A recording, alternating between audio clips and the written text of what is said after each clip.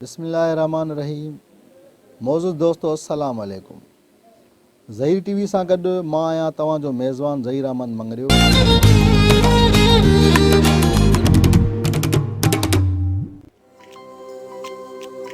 अॼु असांजी रवानगी मुर्शिद शाह जलील ते आहे। शाह जन सिंध धरतीअ ते आयल अणगणत अल्लाह जे वलियनि मंझां हिकु आहे।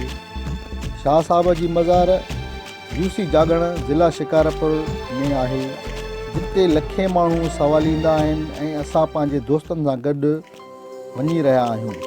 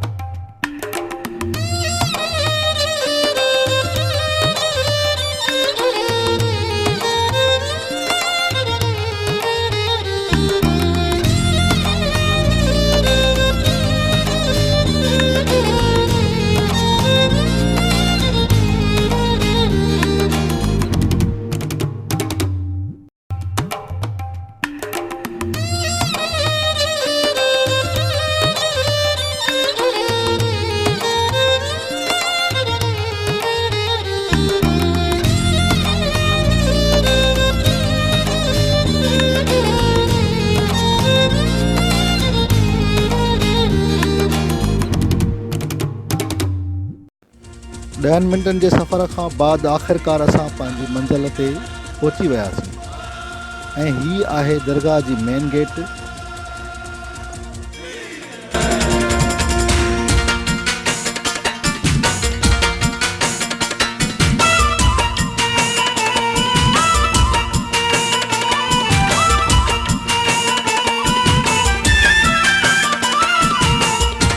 हीअ आहे दरगाह।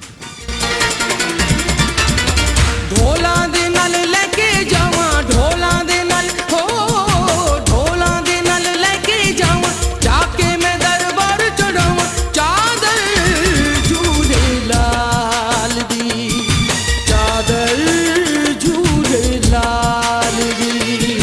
ढोला दे नल लेके जावा, ढोला दे नल हो, ढोला दे नल लेके जावा, जाके मैं दरबार चढ़ावा, चादर झूले लाल दी, चादर झूले लाल दी।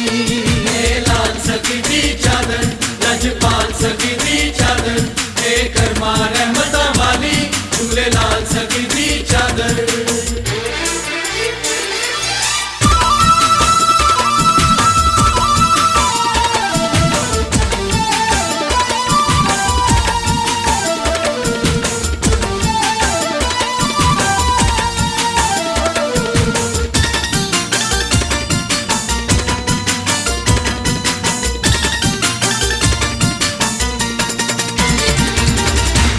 लालन तेरी चादर मैं तेरी जानाल बड़ाई।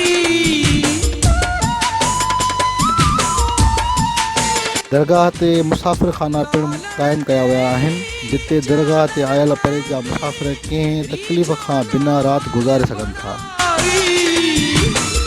इत्र गुलाबा वाली खुशबू मैं चादर। इन दरगाह शरीफ़ जे नज़दीक कदीमी खूह पिणु आहे, जंहिंजो पाणी शफ़ा तौरु इस्तेमालु कयो वेंदो आहे। क्यों ना आए देवारी जाऊं जाके मैं दरबार चढ़ाऊं चादर चूल्हे डाल दी।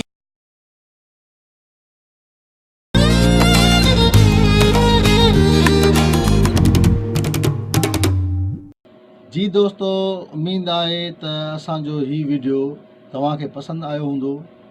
असां तव्हां लाइ मुस्तक़बिल में अहिड़ा खोड़ वीडियो पोस्ट कंदासीं। असां सां गॾु रहण लाइ ज़ही TV खे सब्सक्राइब कंदा। अल्लाह हाफ़िज़, पंहिंजो ख़्यालु रखंदा।